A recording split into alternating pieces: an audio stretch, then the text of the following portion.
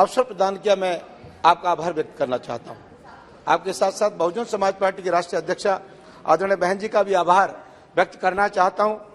महोदय, आज हम धन्य हैं कि हमारे बीच बाबा साहब डॉक्टर भीमराव अम्बेडकर साहब का जन्म हुआ, जिन्होंने उस जमाने में अपने इस भारत देश में फैली कुरीतियां, भेदभाव, ऊंच नीच, सामाजिक, आर्थिक, शैक्षणिक विषमताओं को समाप्त करने के लिए जीवन के अपने अंतिम समय तक कार्य करते रहे। हमारे प्रदेश में तो एक कहावत भी है, जाके पैर में फटे बिबाई, सो का जाने पीर पराई।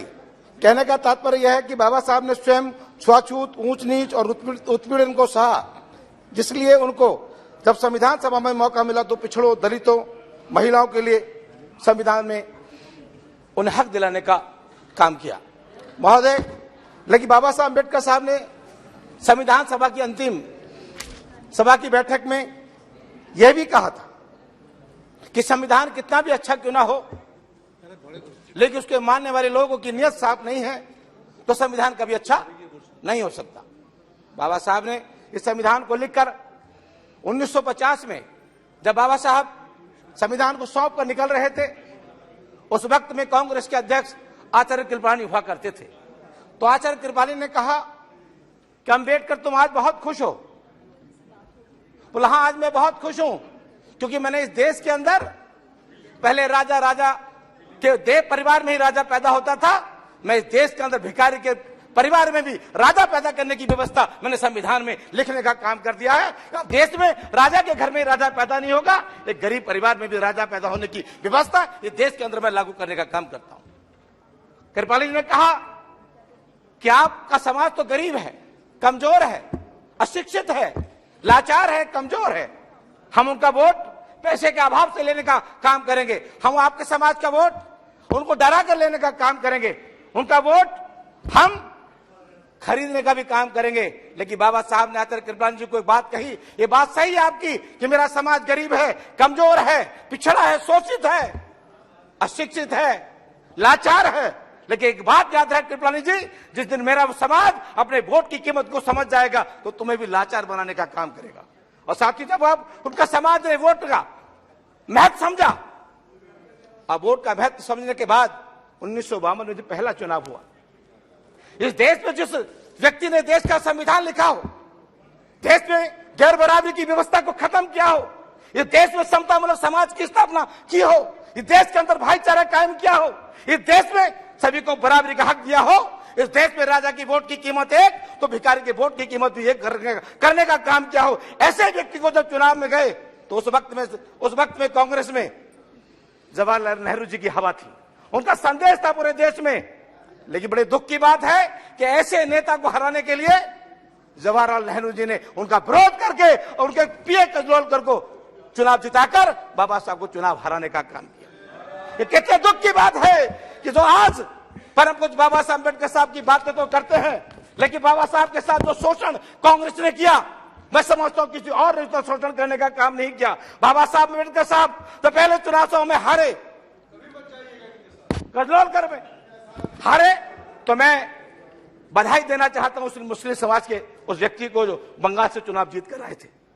खलीकुज्जुमा साहब चुनाव जीत कर आए थे, खलीकुज्जुमा साहब ने इस्तीफा दिया और इस्तीफा देने के बाद बाबा साहब को चुनाव जिताकर संविधान भेजने का लोकसभा में काम किया और बाबा साहब फिर उसके बाद यहाँ कानून मंत्री बने।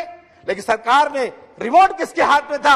आज इधर के लोग बड़े रिमोट की बात करते हैं, लेकिन उस वक्त भी रिमोट किसके हाथ में था? कानून मंत्री थे। बाबा साहब चाहते थे देश के अंदर कि अगर पुरुष को प्रधान देश माना जाता है देश, पुरुषों को और अधिकार हो तो महिलाओं को भी पूर्ण अधिकार इस देश के अंदर मिलना चाहिए। ये बाबा साहब इस देश के अंदर हिंदू कोड भी लेकर आए और हिंदू कोड भी लाकर देश में उन्होंने व्यवस्था दी कि देश के अंदर महिला चपरासी बनेगी तो इस देश के अंदर महिला अधिकारी बनने का भी काम करेगी। इस देश में महिला प्रधान बनेगी तो देश की प्रधानमंत्री भी एक महिला बनेगी। ऐसी व्यवस्था परम पूज्य बाबा साहब अम्बेडकर साहब ने हिंदू कोड बिल में व्यवस्था देने का काम किया था। लेकिन दुर्भाग्य है उस वक्त की सरकार ने बाबा साहब को इतना परेशान करने का काम किया, उन्होंने अंत में आकर कानून मंत्री से इस्तीफा कांग्रेस को देने का काम किया।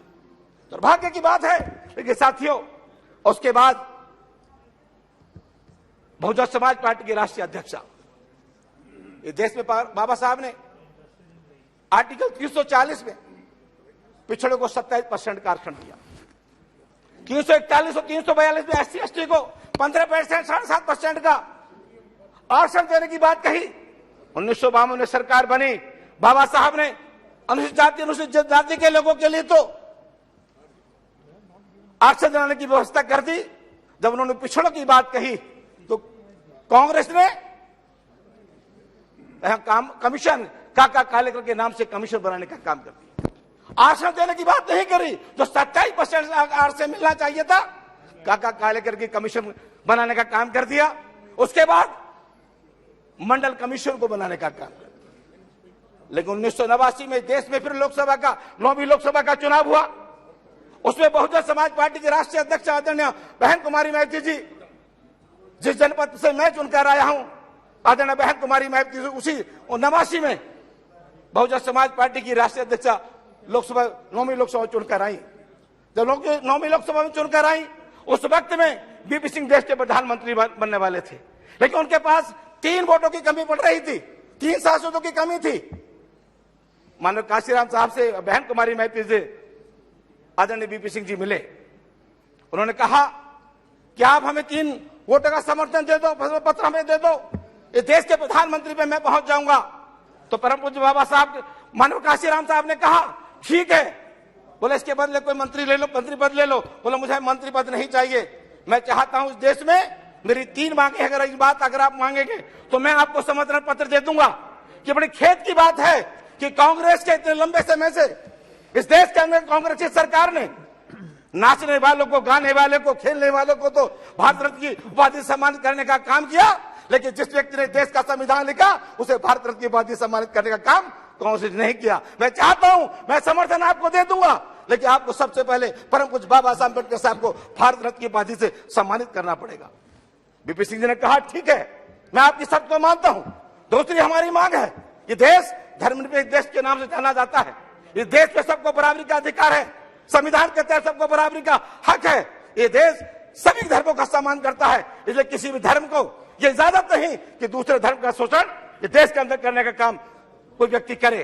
और तीसरी मांग मानव काशीराम साहब ने कहा कि जो मंडल कमीशन की रिपोर्ट ये देश में अभी तक लागू नहीं हुई, परम पूज्य बाबा साहब अम्बेडकर साहब ने संविधान में 27% का आरक्षण इन पिछड़े समाज के लोगों को दिया है। मैं चाहता हूं देश के अंदर कि मंडल कमीशन की रिपोर्ट लागू हो और पिछड़े समाज को तो आर्टिकल 340 में ये व्यवस्था दी थी कि 27%, चाहे वो नौकरी में हो, चाहे वो राजनीतिक में हो, उनको हक और अधिकार मिले।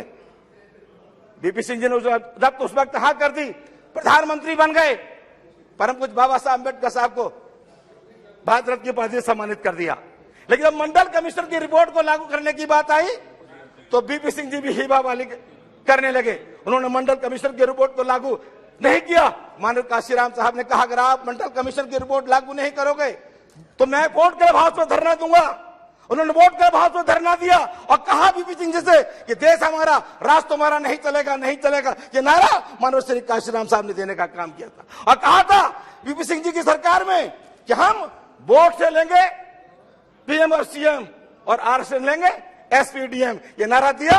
और साथ ही बाद में मानव काशीराम साहब ने जब वोट के हाउस में 6 महीने तक धरना चलता रहा, मानव 2 मिनट धरना चला तो बीपी सिंह जी जब कहने लगे कि अगर आपने मंडल कमीशन की रिपोर्ट लागू नहीं की तो मैं आपकी सरकार को गिरा दूंगा।